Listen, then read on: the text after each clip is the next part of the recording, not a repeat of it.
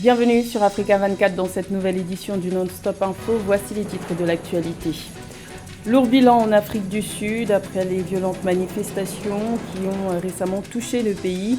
Les émeutes nées de l'arrestation de l'ancien président Jacob Zuma ont fait au moins 212 morts. Les autorités dénoncent des troubles organisés et planifiés.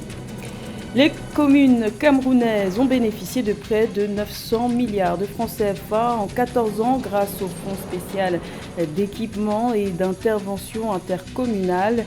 Ces fonds ont assuré le développement local en permettant la réalisation de plus de 3600 projets.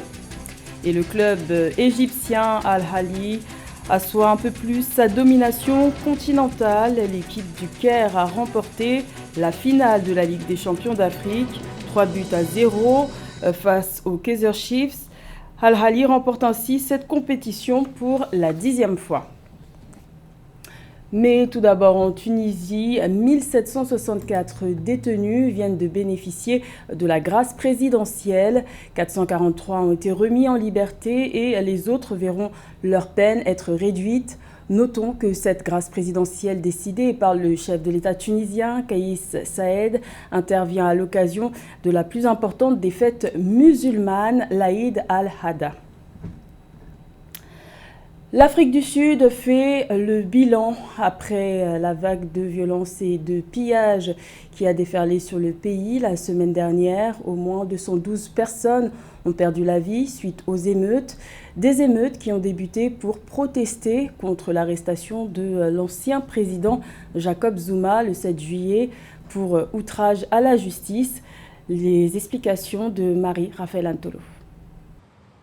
L'Afrique du Sud perd 212 citoyens suite à des émeutes caractérisées par des pillages et des violences. Ces émeutes se sont tenues tout au long de la semaine du 12 juillet 2021 dans le pays. Elles ont été déclenchées après l'annonce des autorités judiciaires d'incarcérer Jacob Zuma pour outrage à la justice selon des observateurs. L'arrestation de Jacob Zuma a été la goutte d'eau qui a fait déborder le vase. Le mal sud-africain reste très profond. Une nation arc-en-ciel marquée par les inégalités sociales. Au-delà de l'arrestation de Jacob Zuma, qui incarne aujourd'hui une icône de la lutte anti-apartheid, car aujourd'hui, ce qui est reproché à Jacob Zuma est quasiment le contraire de ce que dispose comme valeur politique et éthique morale Cyril Ramaphosa. Car Jacob Zuma était beaucoup proche du peuple, car depuis l'âge de 15 ans, il avait sacrifié toute sa jeunesse et toute sa vie dans le cadre de la lutte contre le colonisateur africaner.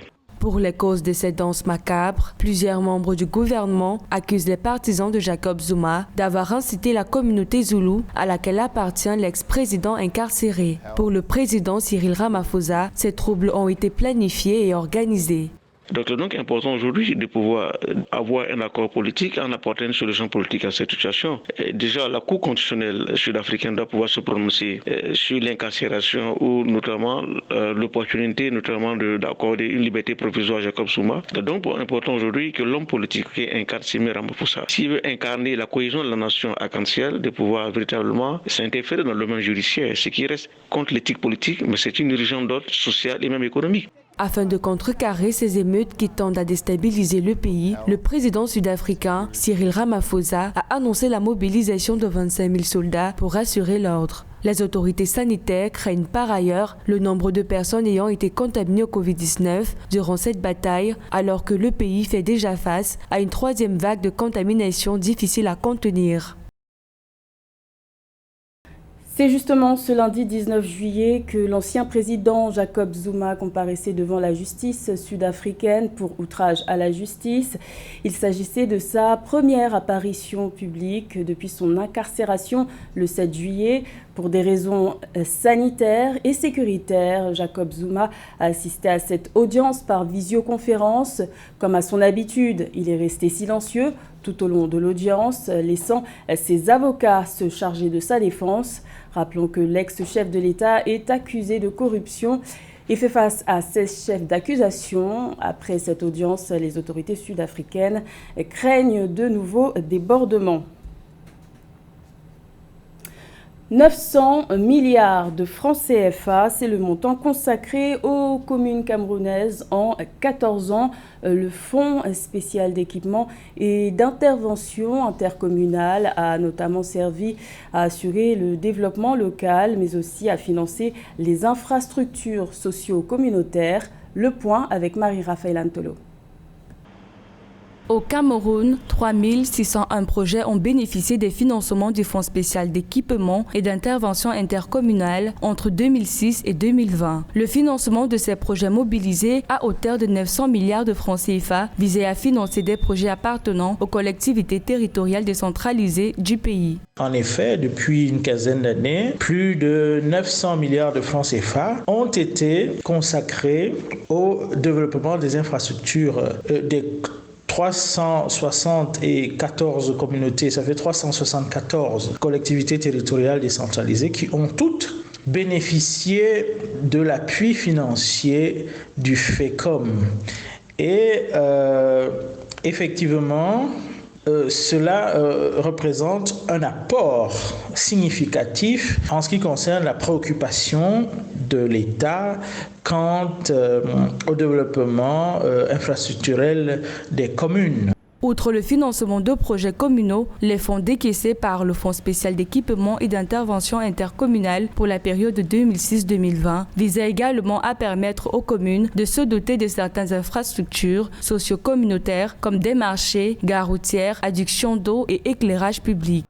Effectivement, il existe des défis, notamment celui du contrôle effectif de la distribution de ces allocations. Ce qui est certain, c'est qu'au niveau budgétaire, au niveau du budget de l'État, et bien sûr, c'est le ministère des Finances qui se charge du transfert des ressources à ces diverses collectivités. D'après la Banque des communes du pays, la seule région du littoral a reçu 208 678 milliards de francs CFA au titre des centimes additionnels communaux, tandis que la région du Sud s'en tire avec la plus grosse enveloppe en matière de financement des projets, soit 35 milliards de francs CFA.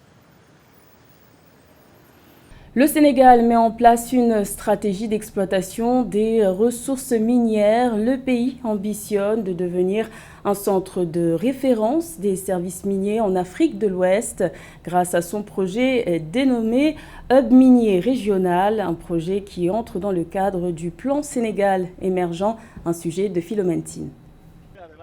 Le Sénégal ambitionne de devenir d'ici à 10 ans un pays minier à travers la mise en œuvre d'une stratégie de pleine exploitation des ressources minières. Dans cette optique, le gouvernement est en passe de concrétiser un projet hub minier régional en 2022 qui affiche l'ambition du pays de devenir le centre de référence de services miniers en Afrique de l'Ouest. Il est toujours bon dans un pays qu'un gouvernement ait une vision à long terme en termes d'investissement, surtout des investissements qui sont structurants, c'est-à-dire que ce sont des investissements qui vont permettre au pays de faire un bond en avant dans un secteur, et le projet Hub minier régional s'inscrit parfaitement dans une vision à long terme. Le développement économique ne se fait pas au jour le jour, il se fait sur du long terme.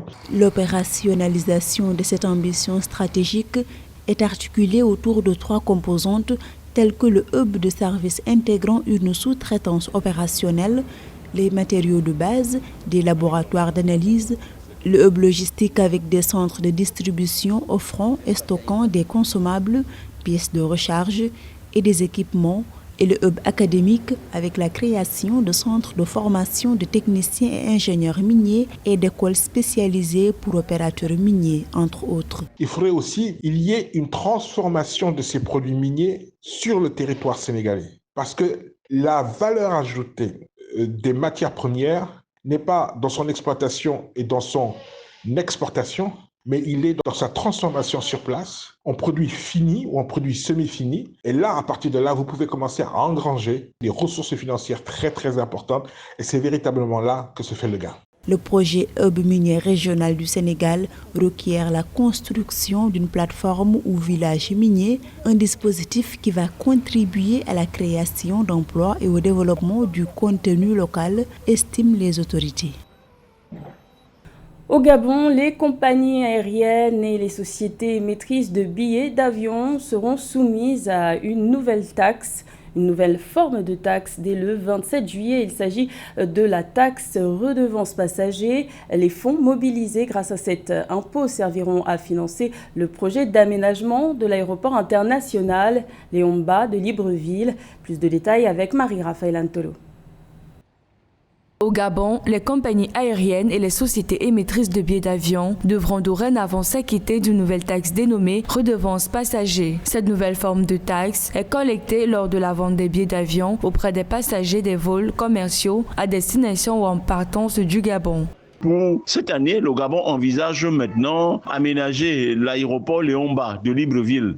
Et pour cela, le gouvernement a regardé à gauche, à droite, n'a pas trouvé de financement, a estimé donc que c'est le consommateur final qui devait le faire. Et la démarche qui consiste à instituer donc une redevance passager est proche de ce qu'on a vu en Afrique centrale, mais ça ne s'applique pas de la même façon.